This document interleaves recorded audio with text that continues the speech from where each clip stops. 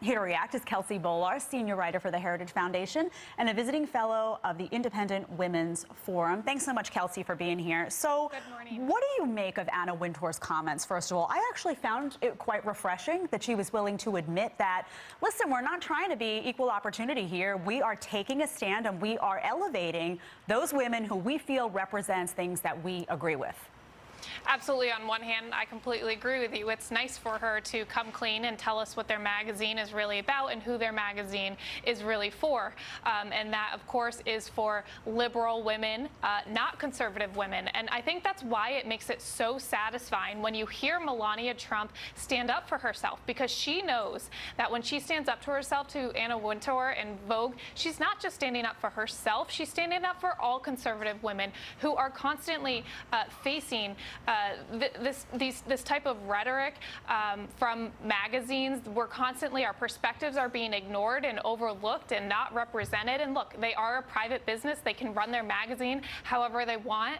But, you know, it is time for them to come clean and tell us who they're for. And again, that doesn't appear to be conservative women. We've seen this repeatedly, right? We've seen Michelle Obama, Hillary Clinton, AOC, Representative, Ilhan Omar. Many Democrats constantly being elevated by many different types of magazines. And my question to you is, does that make a difference? Is it important? Because then women all over the country go to these magazines, Glamour, Vogue, whatever it may be, and they see that those are the people that they are supposed to be looking up to as models of behavior, as role models, as examples of exemplary first ladies. What do you think the impact is? Is their agenda successful, in other words?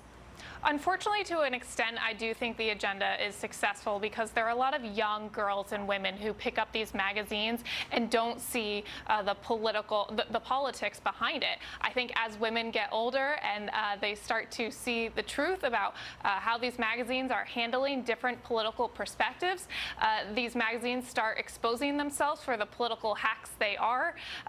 Women start to, realize that these magazines aren't representative of them, and they're probably not worth their time or money spending reading them or visiting them online. What's your advice to conservative women out there who see this double standard and get enraged? My advice is always that don't buy the magazines, because your pocketbook will speak volumes. Do you have any advice of how to sort of deal with this when you feel like, wow, this is just odds are stacked against you from second one? Absolutely. Don't buy the magazine. Also, let's not play victim here. Conservative women aren't victims. We are women in the freest country in the world. We have every opportunity to succeed and make our voices heard. Let's get creative and find a way to get our message out there instead of just complaining about the many ways that our perspectives are being overlooked and ignored.